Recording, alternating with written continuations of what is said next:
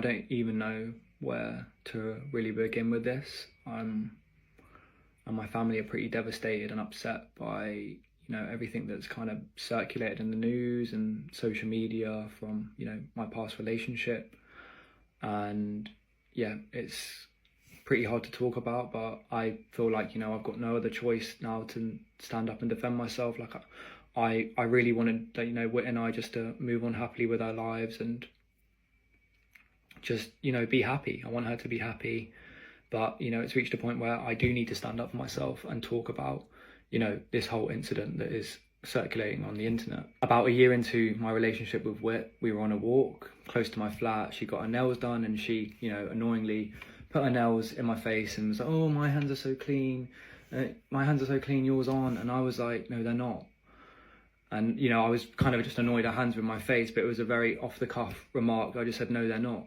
And she looked at me in shock and was like, you're calling me dirty. And I was taken back by that. I was I felt insulted that my girlfriend, who I loved, who knows me, who knows that I would never insinuate something like that, is calling me a racist and saying you're calling my skin dirty. So I just want to first off say I've never called anyone's skin dirty, and I would never. Like, that to me is the most upsetting comment. And I think when Whit retaliated the way she did, amongst anything, I was super upset because this is the girl I love, this is the girl I'm with.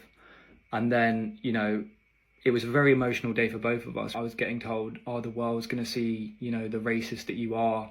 And that was super upsetting for me because I love her family, I still do, and I didn't care about the public. It was more like your family you're gonna paint this picture to my family that I've called your skin dirty, when that never happened. And that was really upsetting. And then on top of that, having the comment to say the world's going to see the real you, like, I of course was scared, because I was like, this narrative of something that has been taken completely out of context is now going to be shown to the world as it has been done now. And that's why I need to stand up and talk about it, because it's painting this picture of me that I called her dirty, or I would regularly refer to her skin as dirty. And this is just I'm trying to explain the context of the scenario so you understand what happened, and it wasn't that. And I had text from Lizzie. She said, "Brother, you don't need to explain. Like, I understand. Like, we know you're not a racist." Her mum called me. I called her mum. But that's been taken and spun, and made me to basically say your hands are dirty, or your skin. Not even your hands, your skin. Which it's hard to even say these words, because it just goes against everything that I've been raised, coming from like a multicultural background. My mum being Indian, my dad Scottish, Polish, English. It's upsetting and devastating. I don't know. And I feel like ever since the breakup, it's like a constant prod online, whether it be the breakup post like, this is the day he didn't choose me, or I'm locked out, or other podcasts where you speak badly about me, but I don't hold any like ill or hatred in my heart towards where I want her to be happy. I still do want her to be happy, even amongst all of this mess. And that's what's so upsetting about this situation, is it feels like this was done to cause harm, and it is. So I don't even know what to say, really. I just want to say as well, like, with the situation on the day where I was texting Lizzie and her family, like, I was in panic mode. Like, I was upset, I was devastated that the person that I'm with is saying the world is going to see you for the racist that you are. And it wasn't even her family. Like, it was just such an upsetting situation. So me referring to things as like a joke in text was me merely trying to like diffuse a situation where I was in complete panic mode, because something was being twisted in front of me and I couldn't navigate it, and I was scared and I was upset, and I was trying to deal with all these emotions in one day. And I even got support from Lizzie and her family, and saying don't worry about it, we believe you, it's fine. And it was squished and it was moved on. But just seeing this being brought back into light, it's not even upsetting just for me, but it's the toll it's having on my family. I just want to put this all to bed, and for everyone to get on with their lives and be happy and just stay blessed. Whitney, your family, I still wish you all well, and yeah.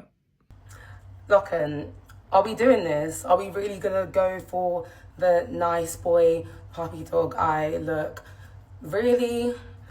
Back to the situation of how it happened. We were walking back from lunch, going back to his place, and I was in the sun, and I was like, babe, look how my skin glistens in the sun. And he looked at me and he was like, ugh, it's dirty. And then only when I lashed out, he was like, it was a joke, it was a joke. And he was crying. He called all my family members saying it was a joke, it was a joke. And because Lochan gives off this golden retriever energy, like no one would ever believe that he would ever say it maliciously. But you guys know I have dark humor. So I know when something's a joke and when something's being said seriously and then span into, oh, it's a joke. And let's not even start there because we're really going to dive into it. When I used to come to your house, what did your mom used to say to me? The guys, the lights would go off and she would say, oh, where's Whit gone? Whit, smile. And that was an on-running joke in that household, like, Whit, smile, Whit, smile. So I just hate the fact that he's coming on the internet acting so, like, innocent. I'm not even here saying that Lochan is a racist. I'm here saying that he made racial slurs. Yes, racial slurs towards me.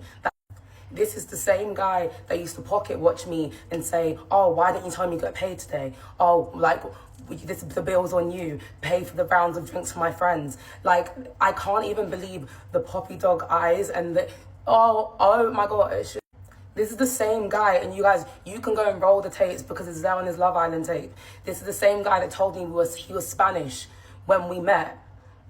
The same guy that made me go, I don't even know where it was, far away with him to draw his hairline, and then on that same day sent me home, as in I couldn't sleep in the house.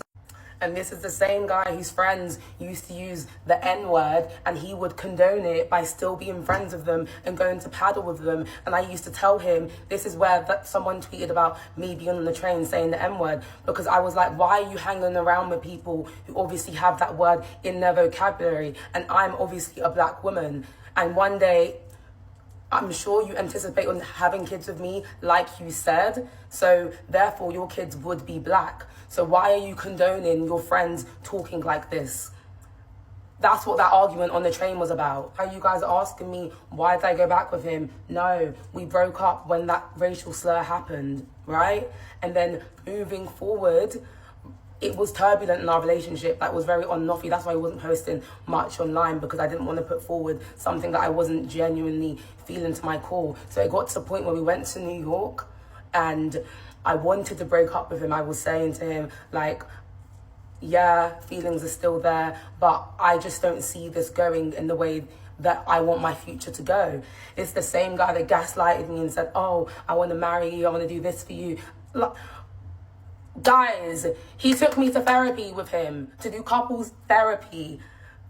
And then the whole inside thing happened, and then Bob's your uncle, he was gone a week later because I didn't get the same clout that I got from Love Island. Really?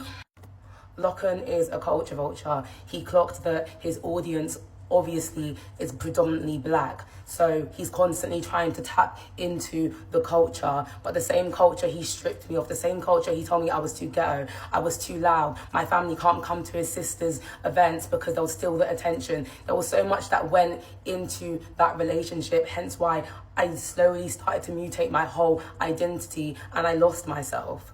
So I don't understand why he's coming on the internet doing up lies. It's very, very, very, very strange. And going back to the point of why did you stay? Every single time I'll try and leave this guy flowers, bring my mum flowers. He presented himself to my family and to the world like, I'm a golden retriever, I'm a nice guy. So obviously everything that I do, I'm a pit bull. Like, I just look crazy because it's never going to compare to his fake aura.